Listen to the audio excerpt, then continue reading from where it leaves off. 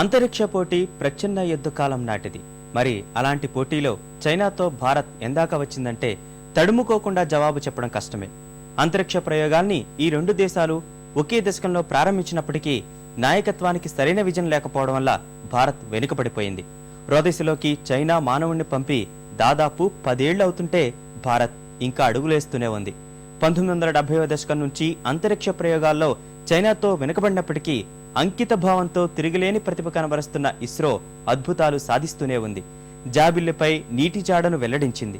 చంద్రయాన్ 2, అంగారక, ఆదిత్య యాత్రలలో తనదైన ముద్ర వేసేందుకు శరవేగంగా ముందుకు సాగుతున్న ఇస్రోకు సరైన ఆర్థిక వనరులు సమకూరిస్తే ఊహకందని విజయాలు సాధించడం పెద్ద కష్టం కాదు.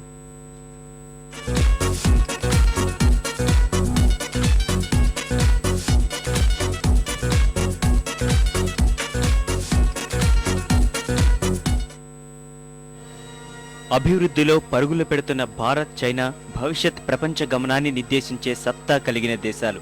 అంతర్జాతీయంగా ప్రభావం పడే ప్రతి అంశంలోనూ ఈ రెండు దేశాలు పోటాపోటీగానే సాగుతున్నాయి. అంతరిక్ష పరిశోధనల్లోనూ ఇరు దేశాలు ఇదే రకమైన వాతావరణంలో ముందుకు వెళ్తున్నాయి.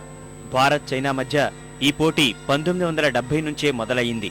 చంద్రునిపైకి అమెరికా మానవయాత్రలకు శ్రీకారం చుట్టిన ఈ సమయంలోనే అంతరిక్ష పరిశోధనల దిశగా ఈ రెండు దేశాలు తొలి అడుగులు వేశాయి.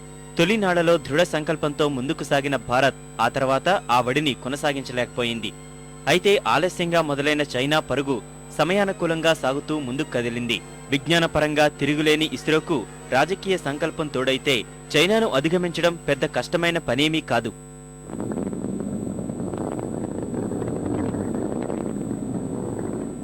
భారత్, చైనా రెండు దేశాలు ఇంచుమించు ఒకేసారి అంతరిక్ష ప్రయోగాలకు దిగినప్పటికీ కమ్యూనిస్టు రాజ్యం మాత్రం ఓ అడుగు ముందులోనే ఉంది.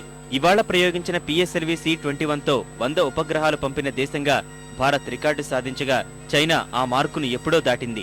2003 అక్టోబర్లోనే యాంగ్ లివై అనే వ్యోమగామిని అంతరిక్షంలోకి పంపిన ఆ దేశం అనేక సార్లు మానవ సహిత యాత్రలు జరిపింది. ప్రస్తుతం అమెరికా, రష్యాలకు మాత్రమే అంతరిక్ష కేంద్రాలు ఉండగా ఈ దిశగా చైనా ప్రయత్నాలు చేస్తోంది. 2020 తర్వాత అమెరికా, రష్యా ఈ కేంద్రాలకు స్వస్తి పలికే నాటికి చైనాకు మాత్రమే అంతరిక్షంలో కేంద్రం ఉండనుంది. చంద్రుడి కక్షలోకి చాంగే 1, చాంగే 2 ఉపగ్రహాలను ప్రయోగించిన చైనా జాబిల్లిపైకి రోవర్ని పంపడం సహా అంగారక యాత్రకు సన్నాహాలు చేస్తోంది.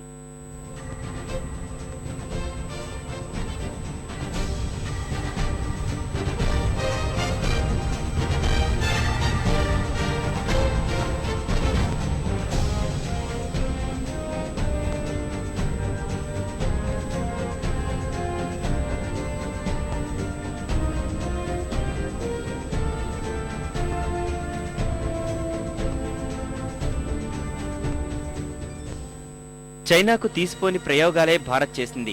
అయితే భారత రాజకీయం ఇస్రోకి ఇచ్చిన పరిమిత వనరులు అత్యద్భుతాలు చేయడానికి సహకరించడం లేదు. దీనికి తోడు అణ్వస్త్ర నియంత్రణ ఒప్పందం NPT సహా క్షిపణి పరిజ్ఞాన ఒప్పందాన్ని ఉల్లంఘించిందనే కారణాలతో అమెరికా సహా పలు దేశాలకు భారత్కి శాస్త్ర సాంకేతిక సహకారం అందివ్వలేదు. ఐరోపా, చైనా లాంటి దేశాల నుంచి పూర్తిస్థాయి యంత్రాలను దిగుమతి చేసుకున్నప్పటికీ వాటిని బిగించే నట్లు, బోల్టులను ఇస్రోనే సొంతంగా తయారు చేసుకోవాల్సి వచ్చింది. చైనా వరుసగా ప్రయోగాలు చేస్తున్న దశలో ఈ కారణాల వల్ల ఇస్రో ముందంజ వేయలేకపోయింది. ఉపగ్రహాలు, వాహక నౌకల తయారీ వల్ల విపరీత జాప్యం జరగడంతో క్రమంగా అంతరిక్ష ప్రయోగాల్లో భారత్ వెనుకబడింది. అయితే పరిమిత వనరుల మధ్యే భారత్ తిరుగులేని విజయాలు సాధించింది. చంద్రునిపైకి అమెరికా మానవుణ్ణి పంపి 4.5 దశాబ్దాలు గడిచినప్పటికీ అంతకు మించి ఘనత సాధించలేకపోయింది. అయితే ఇదే అమెరికా ఆంక్షలతో కుట్టుమిట్టాడిన ఇస్రో చంద్రయాన్ 1తో తన సత్తా ప్రపంచానికి చాటింది. చందమామపై అపార జలరాశులు ఉన్నాయని చాటి చెప్పింది. చంద్రయాన్ 1 యాత్రకు భారత్ $8.3 కోట్ల ఖర్చు చేస్తే దాదాపు ఇలాంటి యాత్రకే 2010లో అమెరికా $70 కోట్ల ఖర్చు పెట్టింది. తక్కువ ఆర్థిక వనరులతోనే చంద్రయాన్ని ప్రయోగించిన ఇస్రో జాబిల్లిపై నీటి జాడలు పరిచయం చేసి తన అంకిత భావం ఎలాంటిదో నిరూపించింది.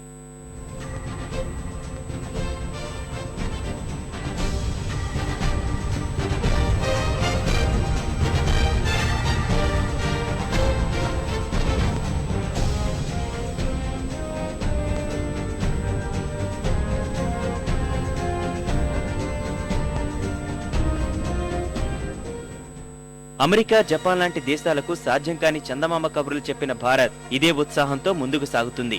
చంద్రయాన్ 1 ఇచ్చిన స్ఫూర్తితో 2014లో చంద్రయాన్ 2 చేపట్టేందుకు శరవేగంగా సన్నాహాలు చేస్తోంది.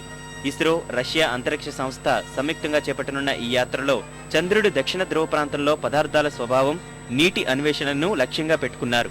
ఇందుకు అవసరమైన రోవర్లను భారత్, రష్యా తయారు చేస్తున్నాయి. 425 కోట్ల రూపాయల అంచనాతో సాగుతున్న ఈ ప్రాజెక్టులో జిఎస్ఎల్వి వాహక నౌకను ఉపయోగించనున్నారు. మలిదశ చంద్రయాన్ ప్రాజెక్టుపై ముందుకు సాగుతున్న ఇస్రో సూర్యుడి బాహ్యవలయమైన కరోనాపై అధ్యయనం కోసం ఆదిత్య పేరుతో యాత్రను చేపట్టేందుకు సిద్ధమవుతోంది. సొంత పరిజ్ఞానంతో అంగారకుడిపైకి యాత్రలు చేసేందుకు ఇస్రో సన్నాహాలు చేస్తోంది. 2013లో అంగారక గ్రహం దగ్గరకు మంగళయాన్ పేరుతో మానవరహిత యాత్ర చేపట్టనుంది.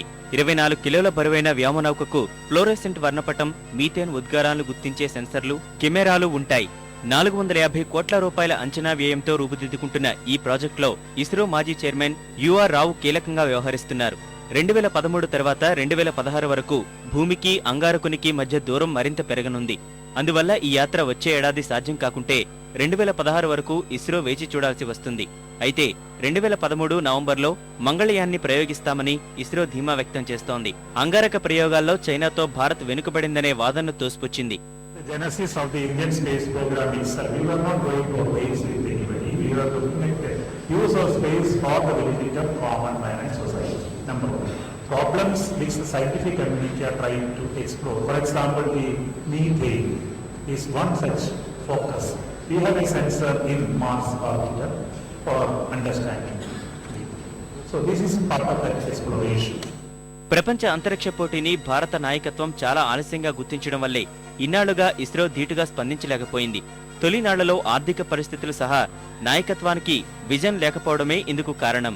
చైనా అంతరిక్ష బడ్జెట్ $220 కోట్ల కాగా భారత్ అందులో 3వ వంతు కేటాయింపులే జరుపుతోంది. ఇస్రోకు భారత్ కేటాయిస్తున్న బడ్జెట్ అమెరికా అంతరిక్ష పరిశోధన సంస్థ నాసా బడ్జెట్లో 3% ఉందంటే మన నేతల దూరదృష్టి ఎలా ఉందో అర్థమవుతోంది. ఈ బడ్జెట్ కేటాయింపులకు రక్షణ శాఖ ఒప్పందాల తరహాలో భారీ స్థాయి ముడుపులకు అవకాశం లేకపోవడం వల్లే భారత రాజకీయ నాయకత్వం ఇస్రోపై సవతి తల్లి ప్రేమ చూపుతుందనే విమర్శలు వినిపిస్తున్నాయి. 90వ దశకంలో దిగజారిన ఆర్థిక పరిస్థితి కూడా అంతరిక్షయానంలో భారత్ తనదైన ముద్ర వేయలేకపోవడానికి కారణమైంది. మానవ సహిత అంతరిక్ష యాత్రకు ఉద్దేశించిన ప్రాజెక్ట్ 921కు చైనా ఆమోద ముద్ర వేసే సమయంలో భారత్ నిధులలేమితో కుట్టుమిట్టాడింది. 1991లో సోవియట్ యూనియన్ పతనం కాగా నిధుల కొరతను అధిగమించేందుకు అంతరిక్ష పరిశ్రమకు ఆయువుపట్టు లాంటి పరిజ్ఞానాన్ని రష్యా విక్రయించింది.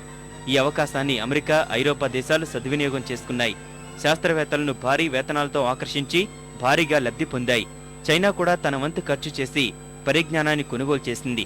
ఈ సాంకేతికత సహాయంతోనే 2003లో మానవుణ్ణి రోదసిలోకి ప్రవేశపెట్టిన చైనా ఈ ఏడాది తన తొలి మహిళా వ్యోమగామిని పంపేందుకు సన్నాహాలు చేస్తోంది. భారత్లో మానవ సహిత యాత్రలో మాత్రం ఎలాంటి పురోగతి లేదు. 2016 నాటికైనా ఈ స్వప్నం సాకారమయ్యే జాడ కనిపించడం లేదు. గ్రహాంతర యాత్రలు, అంతరిక్షంలో కాలనీల ఏర్పాటుపై అమెరికా, చైనా, జపాన్ తదితర దేశాలు దూసుకుపోతుంటే నాయకత్వానికి విజన్ లేకపోవడం, కలిసిరాని ఆర్థిక పరిస్థితులతో భారత్ వెనుకబడిపోయింది. భారత రాజకీయ నాయకత్వంలో ఇప్పుడిప్పుడే కనిపిస్తున్న మార్పులు ఇస్రోకు కొత్త ఊపిరినిస్తున్నాయి. ఆర్థిక శక్తిగాను భారత్ ముందుకు సాగిపోవడం ఇందుకు కలిసి వస్తుంది. మంగళయాన్, చంద్రయాన్ 2, ఆదిత్య యాత్రకు ఇప్పటికే సన్నాహాలు చేస్తూ తనదైన ముద్ర వేసేందుకు పరితపిస్తున్న ఇస్రోకు భారత ప్రభుత్వం నుంచి సరైన మద్దతు లభిస్తే మరెన్నో విజయాలు సాధించి ప్రపంచ యావనికై దేశ కీర్తి పతాకను ఎగురవేస్తుందనడంలో సందేహం లేదు.